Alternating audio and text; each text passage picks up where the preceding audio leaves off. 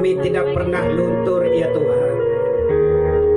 Biarlah iman kami tetap berdiri kokoh di hadapan-Mu, sekalipun mungkin kehidupan kami dipertanyakan ataupun Tuhan kehidupan kami tidak sesuai dengan apa yang kami pikirkan ataupun apa yang kami harapkan ya Tuhan. Hendaklah kami kembali kepada tema kami ya Tuhan, supaya kami tidak pernah curiga dengan Tuhan. Hari ini Tuhan, hamba-Mu akan menyampaikan kebenaran firman-Mu.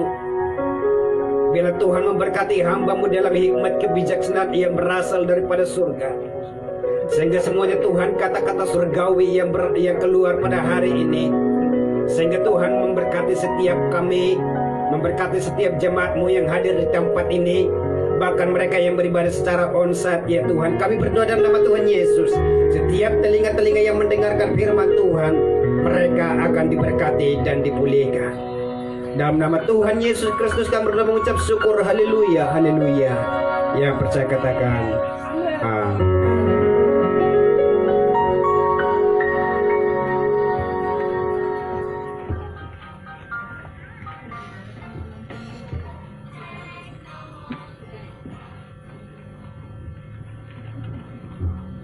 Oke, baik, shalom Bapak Ibu, saudara terkasih dalam Tuhan. Salam sejahtera bagi Bapak Ibu yang beribadah di tempat ini. Dan sekaligus saya menyapa Bapak Ibu saudara yang beribadah bersama kami, yang menyaksikan khotbah ini secara live streaming. Dimanapun Bapak Ibu berada, Tuhan memberkati. Baik saudara, ini saya akan berkhotbah didasarkan kepada perjanjian baru, yakni Injil Lukas pasal yang ketiga, ayat 4 sampai dengan ayat yang ke-6. Pada hari ini saya akan berkhotbah didasarkan kepada Injil Lukas pasal 3, ayat yang ke-4 sampai dengan ayat yang ke-6. Jika Bapak Ibu ada Alkitab atau jemaat yang ada di rumah, bersama saya mari kita memperhatikan Alkitab kita. Kita merenungkan kitab Lukas pasal 3 ayat 4 sampai dengan ayat yang ke-6. Demikian Alkitab mencatat, seperti ada tertulis dalam kitab nubuat Yesaya. Ada suara yang berseru-seru di padang gurun, persiapkanlah jalan untuk Tuhan, luruskanlah jalan baginya.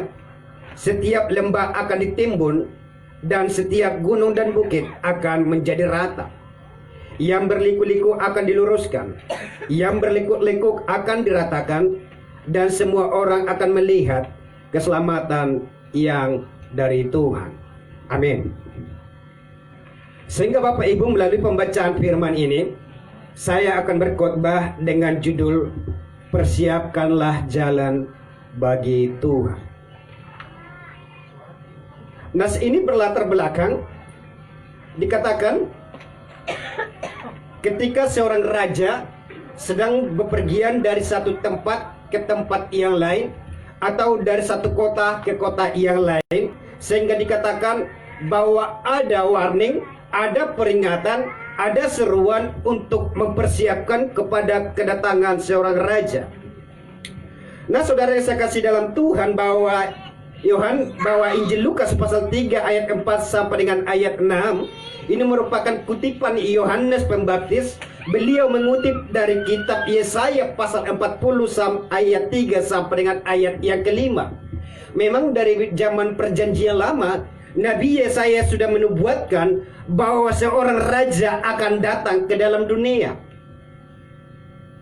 Sehingga apa yang dikatakan bahwa Yohanes Pembaptis dalam Lukas ini tercatat, beliau mengatakan ada suara yang berseru-seru di padang gurun, persiapkanlah jalan untuk Tuhan, luruskanlah jalan baginya.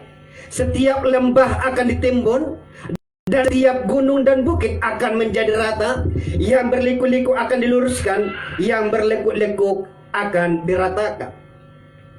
Saudara, ini merupakan proyek besar ketika diketahui bahwa kedatangan seorang raja akan membuat jadwal, akan membuat suatu kunjungan kepada satu tempat, maka dikatakan ada proyek yang harus mereka kerjakan dalam nats ini. Di antaranya adalah bahwa setiap lembah harus ditimbun, selanjutnya bahwa setiap gunung dan bukit harus diratakan, selanjutnya jalan yang berliku-liku diluruskan, dan yang selanjutnya yang berlekuk akan diratakan. Ini adalah satu proyek yang harus mereka kerjakan ketika mereka menyambut kedatangan seorang raja, Bapak Ibu. Logika sederhananya begini, saudara. Apabila seorang presiden mengadakan kunjungan negara ke suatu negara atau ke suatu kota, maka kota atau negara tersebut akan melakukan suatu pekerjaan yang sangat hati-hati, akan melakukan suatu pekerjaan yang sangat baik supaya seorang raja ini berkenan datang kepada sebuah kota itu, supaya raja ini datang kepada kota itu tidak memalukan, saudara-saudara. Sehingga ini yang dikatakan oleh Yohanes Pembaptis bahwa seorang raja akan datang ke dalam dunia. Oleh sebab itu, bahwa persiapanlah jalan untuk Tuhan.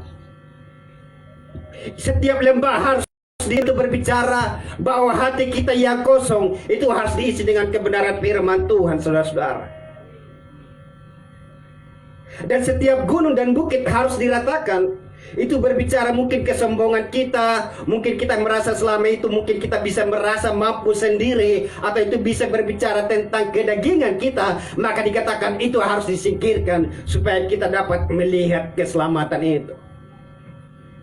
Dan poin yang lain dikatakan yang berliku-liku harus diluruskan. Hatimu yang selama ini mungkin membelok, punya tujuan atau maksud yang tidak sesuai dengan firman Tuhan, maka itu harus diluruskan. Bahkan yang berlekuk itu berbicara tentang ketika tanah jalanan itu bergelombang atau berlubang. Artinya ketika hatimu masih ada sesuatu yang pahit, atau hatimu sesuatu yang beres, itu harus diratakan, Bapak Ibu. Sehingga dengan demikianlah raja berkenan untuk menghampiri kita. Ada 3 fakta yang menjadi renungan bagi kita pada hari ini, bagaimana kita mempersiapkan jalan bagi Tuhan. Ada 3 fakta bagi kita pada hari ini, bagaimana kita mempersiapkan jalan bagi Tuhan. Yang pertama adalah bahwa kita harus menata hati. Yang pertama, fakta yang pertama, bahwa kita harus menata hati. Dikatakan dalam Markus pasal 11 ayat 7 sampai dengan ayat yang ke-9. Boleh diperhatikan Alkitabnya. Markus 11 ayat 7 sampai dengan ayat yang ke-9 dikatakan di sana, lalu mereka membawa keledai itu kepada Yesus dan mengalasinya dengan pakaian mereka. Kemudian Yesus naik ke atasnya. Banyak orang yang menghamparkan pakaiannya di jalan. Ada pula yang menyebarkan ranting-ranting hijau yang mereka ambil dari ladang.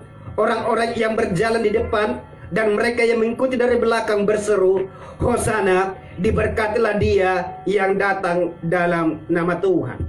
Saudara saya kasih dalam Tuhan, arti menata dalam kalimat ini adalah bisa berbicara tentang mengatur, bisa berbicara tentang membenahi, bisa berbicara tentang menghias atau mendekor tempat supaya kelihatan indah atau cakep, Bapak Ibu. Sehingga berbicara dikatakan di sana, ketika seorang raja akan lewat, dikatakan bahwa orang-orang pada saat itu mereka mengalasi keledai yang akan dipakai oleh seorang raja. Bahkan dikatakan bahwa pakaian mereka hamparkan ke jalan supaya raja itu bisa berlewat dengan cakap, saudara-saudara. Ibarat pengantin ketika dia mau masuk kepada pelaminan, maka ada karpet merah yang harus digerai. Artinya saudara, bahwa itu berbicara tentang bagaimana kita harus menata hidup kita, bagaimana kita harus menata hati kita di hadapan Tuhan. Kalau jalanan saja pada saat itu orang-orang harus dekorasi, harus tata supaya mereka tidak memalu-malukan ketika raja sedang lewat. Ada dilihat yang berantakan, ada dilihat yang tidak indah, maka mereka pada saat itu mereka melakukan yang terbaik. Bahkan dikatakan ranting-ranting hijau yang mereka ambil dari ladang, mereka pun taruh di jalanan, Bapak Ibu. Ranting-ranting hijau itu berbicara tentang daun palem. dan pada zaman Israel bahwa daun itu berbicara tentang sebuah keindahan, sebuah kedamaian.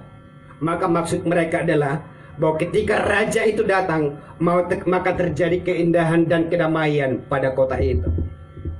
Tidak salah Bapak Ibu, ketika dalam suatu perayaan Natal kita mendekorasi gedung, kita mendekorasi tempat, itu tidak salah Bapak Ibu.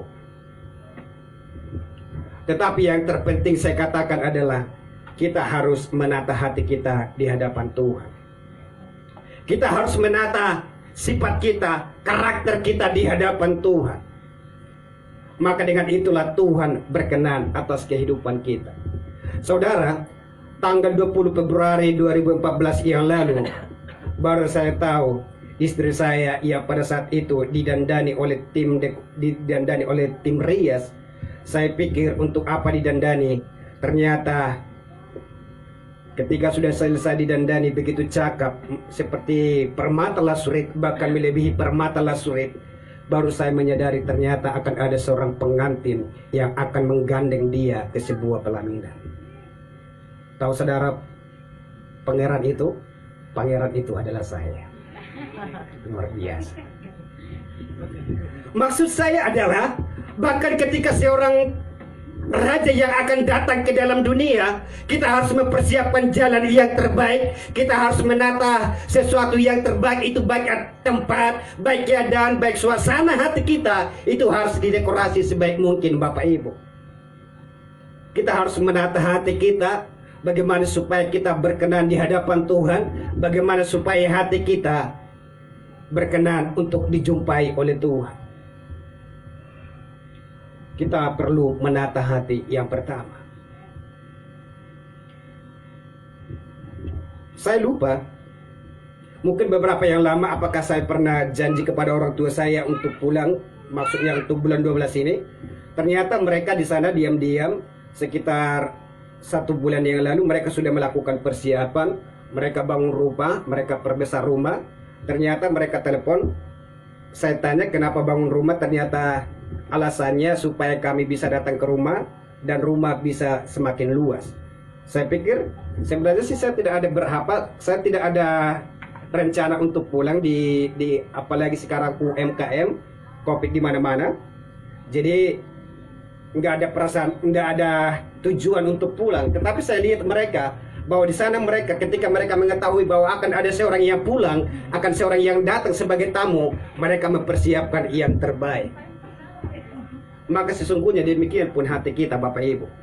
Ketika kita tahu bahwa Tuhan akan datang, bahwa seorang raja akan datang, maka kita harus menata hati kita yang terbaik di hadapan Tuhan. Itu yang pertama. Yang kedua adalah bagaimana kita mempersiapkan hati kita di hadapan Tuhan. Yang kedua, menjaga hati tetap steril. Perhatikan dalam 1 Tesalonika 5 pas ayat 22 dan ayat 23. Yang kedua adalah menjaga hati tetap steril.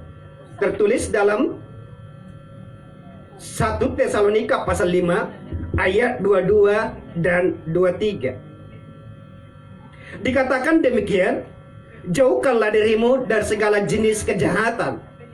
Semoga Allah damai sejahtera menguduskan kamu seluruhnya, dan semoga roh, jiwa, dan tubuhmu terpelihara sempurna dengan tak bercacat pada kedatangan Yesus Kristus Tuhan kita. Dikatakan dalam nas ini, dalam kitab Tesalonika ini adalah supaya hati kita tidak bercacat, supaya hidup kita sempurna, supaya tubuh jiwa roh kita terpelihara dengan baik untuk menyambut kedatangan Kristus yang akan datang, saudara-saudara.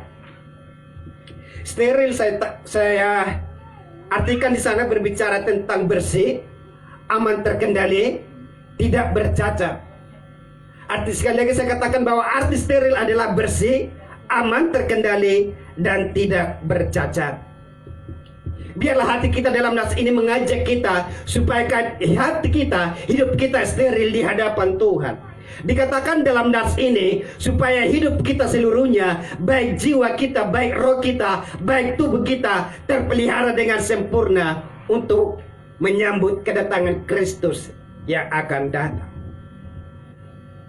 Ini masih berhubungan dengan tema Natal kita, jangan mencurigai Tuhan. Artinya saudara-saudara, jangan kita sudah beribadah kepada Tuhan dari kecil sampai dewasa sampai tua, kita sudah melayani Tuhan dari kecil sampai dewasa sampai tua, tetapi di akhir hidup kita tercemar, Bapak Ibu. Bahkan pengertiannya, sekalipun engkau curiga kepada Tuhan, saya katakan hatimu dan hatiku sedang tidak steril di hadapan Tuhan. Jangan hanya gara-gara sedikit hati kita tidak steril di hadapan Tuhan. Maka dikatakan dalam nats ini, supaya hidup kita terpelihara sempurna, supaya kita hidup berkenan untuk menyambut kedatangan Tuhan yang akan datang, Bapak Ibu. Dan pada hari ini, bahkan minggu-minggu ini, semua orang percaya merayakan yang namanya kedatangan Tuhan ke dalam dunia. Tetapi saya katakan, pastikan bahwa hati kita steril di hadapan Tuhan. Jangan kita melakukan perayaan Natal. Ada banyak, kalau saya perhatikan di Facebook, banyak orang Natalan supaya mereka bisa foto di sana sini dan fotonya bisa digambar, bisa dikirim ke Facebook atau supaya dilihat semua orang. Bukan itu tujuan utama, saudara. Tetapi bagaimana kita mengerti arti Natal yang sesungguhnya? Bagaimana kita memahami kedatangan Tuhan yang sesungguhnya? Bagaimana kita mengambil hikmatnya kedatangan Tuhan yang sesungguhnya ke dalam dunia? Itu jauh lebih penting, saudara-saudara. Bahkan apalagi secara khusus diberikan suatu tema dalam gereja, itu bukan hanya sekedar supaya cakap karena judul ini cakap. Apabila diperdengarkan, diserukan kepada pendengar atau kepada siapapun, mereka mungkin melihat, wah perkataan ini, wah judulnya ini sangat cakap, sehingga semua orang terhibur. Bukan itu tujuannya, saudara. Tetapi ketika ada di tempat ini diberikan suatu pernyataan, itu merupakan ada makna terpenting yang kita harus pelajari di dalamnya. Ya percayalah, ketika kita memahami, ketika kita sudah mengerti apa maksud Tuhan melalui pernyataan itu, percayalah hidupmu akan diberkati oleh Tuhan. Yang kedua, berbicara tentang hidup kita steril di hadapan Tuhan. Saya katakan sekali lagi, jangan kita ketika kita sudah lama kita melayani Tuhan, tetapi di ujung akhirnya kita mundur. Ada banyak orang Kristen pada hari ini, bahkan banyak artis-artis, mereka karena harta, karena jabatan, mereka menggadaikan iman, bahkan berpindah daripada iman. Saya katakan, saudara, bahwa sangat percuma. Bahkan saya katakan bahwa adalah kerugian yang sangat besar. Buat apa kita berpuluh-puluh tahun menjadi pengikut Tuhan?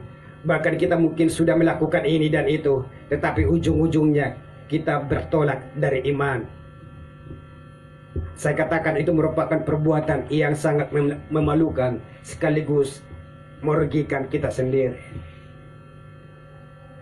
Maka lebih baik bagimu jika seandainya nanti ke depan engkau mungkin akan murtad atau memilih untuk berhenti, untuk tidak mengikut Tuhan, maka saya katakan pada hari ini, lebih baik engkau berhenti daripada engkau buang-buang waktu, saudara. Tetapi ingat, bahwa adalah hal yang paling malang atau yang paling memalukan atau yang paling merugikan adalah ketika kita selama ini kita sudah melayani Tuhan, kita beribadah dengan serius, kita pelayanan kemana-mana dengan serius atau beribadah dengan sungguh-sungguh, tetapi pada di akhir hidup kita tercoreng, hati kita tidak steril. Itu percuma, saudara. Dikatakan bahwa yang kedua adalah supaya kita tetap menjaga hati kita tetap steril di hadapan Tuhan. Biarlah hati kita bersih di hadapan Tuhan. Biarlah hati kita tidak bercacat di hadapan Tuhan. Ketika seorang presiden mungkin melakukan suatu kunjungan ke daerah, biasanya pihak kepolisian itu harus melakukan penjagaan yang ketat supaya tempat itu atau jalanan itu tetap steril, aman. Bahkan dimanapun nanti presiden untuk berdiam, itu tempat itu harus steril, saudara-saudara. Itu harus aman. Itu adalah raja di dunia, apalagi raja di atas segala raja yang sudah datang, yang telah ada. Saya katakan, biarlah hati kita disterilkan, biarlah hati kita bersih di hadapan Tuhan. Itu yang kedua, sebelum saudara tertidur. Dan yang ketiga adalah, ini yang terakhir, kita harus membawa upeti bagi Tuhan. Yang ketiga, kita harus membawa upeti bagi Tuhan.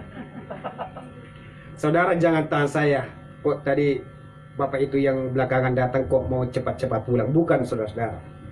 Tadi memang karena ada tujuan penting, tetapi bukan berbicara supaya dapur berasap, tetapi karena ada tujuan yang harus diselesaikan, maka mungkin telat beberapa menit. Nah, selanjutnya adalah membawa upeti bagi Tuhan, tertulis dalam Matius pasal 2 ayat yang ke-11. Matius pasal 2 ayat yang ke-11. Ini adalah poin yang terakhir, tetapi bukan ayat yang terakhir.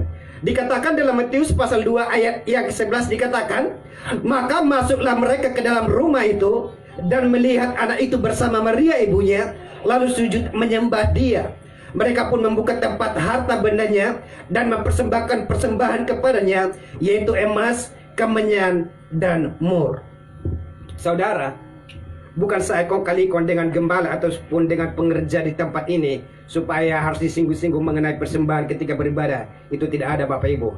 Tetapi saya berbicara tentang fakta, saya berbicara tentang kebenaran firman Tuhan. Maka ini yang terbukti dan teruji adalah bahwa pada saat itu, ketika seorang raja lahir ke dalam dunia, kenyataannya bahwa orang-orang Majus, mereka datang mempersembahkan emas, kemenyan, dan mur sebagai upeti bagi Tuhan.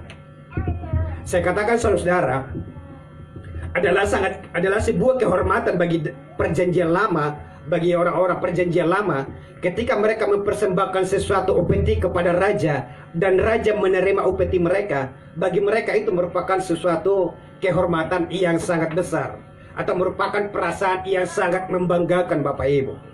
Tetapi perbedaannya hari ini adalah, kadang jemaat itu, atau kadang ada banyak orang, ketika mereka mempersembahkan sesuatu kepada Tuhan, malah mereka merasa mereka dirugikan, saudara-saudara.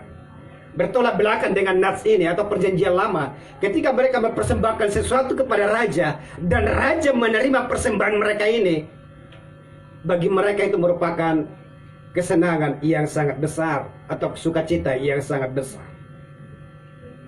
Maka kalau kita memperhatikan kitab perjanjian lama, bahkan imam-imam sekalipun, bahkan nabi-nabi sekalipun, ketika mereka diserahkan upeti oleh para raja atau para tamu-tamu atau para orang-orang pada saat itu, kalau misalnya raja atau nabi tidak menerima, perasaan mereka seperti gundah gulana, saudara-saudara.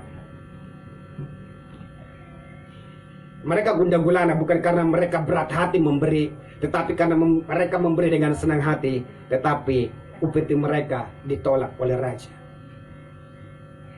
Tetapi kenyataannya sekarang ini, ada banyak jemaat, tetapi bukan di tempat ini, bukan berbicara berat hati, bukan berbicara karena mereka persembahannya diterima atau tidak diterima, tetapi banyak jemaat yang berat untuk mempersembahkan sesuatu upeti kepada Tuhan. Maka saya sarankan untuk Natal kita tahun depan, tidak ada lagi yang namanya diakonia, tetapi coba dialihkan dengan upeti kepada raja.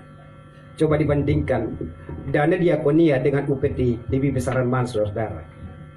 Kalau nanti diakonia lebih besar, maka upetinya dinaikkan lagi. Kalau misalnya upetinya yang lebih kecil, maka diakonia ditiadakan. Apa Pak nggak nyambung, Pak? Artinya bahwa diakonia mungkin bisa kita melakukan tahun depan untuk mungkin pelayanan yang seperti ke belakang atau memberkati yang lain. Tetapi upeti bagi raja seperti apa yang terjadi dalam Matius ini, bagaimana tentang orang-orang Majus. Dan memang sesungguhnya demikianlah perjanjian lama, bahwa mereka wajib mempersembahkan upeti kepada Tuhan. Upeti itu bukan hanya berbicara tentang harta, saudara. Upeti juga berbicara tentang ketika mungkin jemaat saya tidak punya uang, Pak, tetapi saya ada perhiasan, itu juga merupakan upeti bagi Tuhan. Pak, saya tidak punya emas, saya tidak punya uang, tetapi saya bisa memasak ini, saya bisa membuat itu juga berbicara upeti kepada Tuhan. Maka saya katakan, pastikan bahwa ketika kita menyambut kedatangan seorang raja di spesial Natal, saya katakan biarlah kita mempersembahkan upeti yang terbaik di hadapan Tuhan. Upeti itu berbicara uang dan sebagainya yang dibawa kepada raja sebagai persembahan, saudara.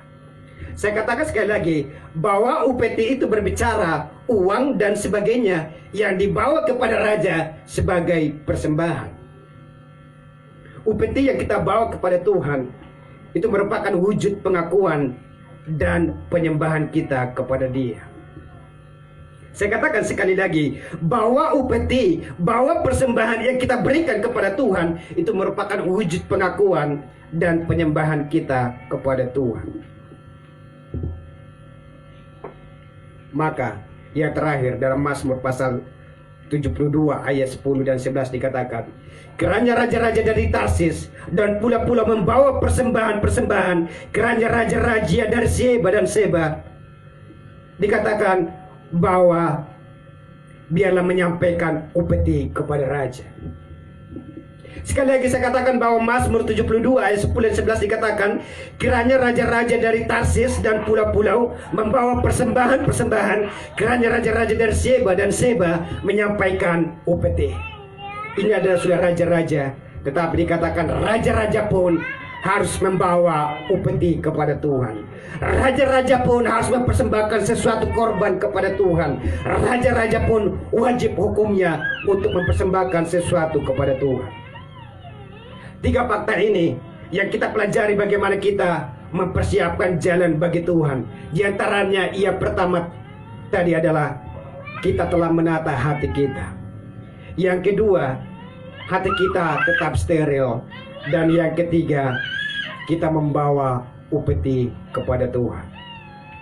Fokus firman Tuhan pada hari ini saya tutup dengan kesimpulan, supaya pada akhirnya jalan yang sudah tersedia bagi Tuhan tikarnya telah siap digelar. Sekali lagi saya bacakan bahwa fokus firman Tuhan saya tutup dengan kesimpulan, supaya pada akhirnya jalan yang sudah tersedia bagi Tuhan tikarnya telah siap digelar. Demikian firman Tuhan, kita tundukkan kepala.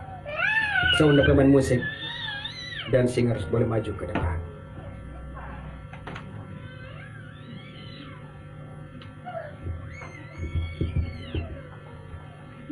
Terima kasih Tuhan. Pada hari ini kami telah mendengarkan firman-Mu. Pada hari ini Tuhan kami datang untuk kami mempersiapkan jalan bagi Tuhan. Biarlah yang pertama hati kami telah tertata dengan rapi ya Tuhan. Biarlah hati kami tetap steril ketika Tuhan telah datang. Dan upeti menjadi wujud pengakuan syukur kami di hadapan-Mu ya Tuhan.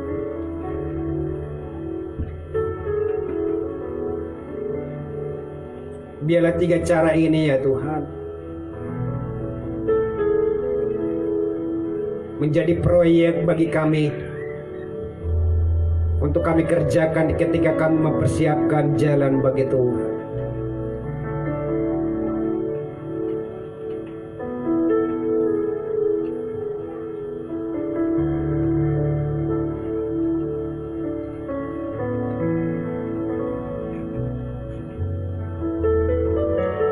Biarlah kedatangan-Mu ke dalam dunia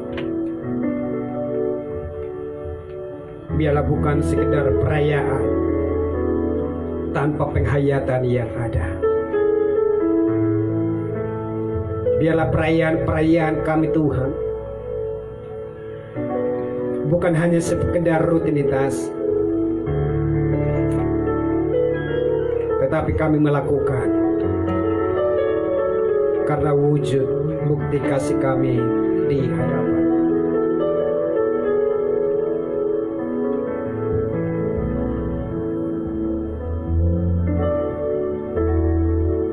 Angkat pujian, ku tak membawa Tuhan apapun juga.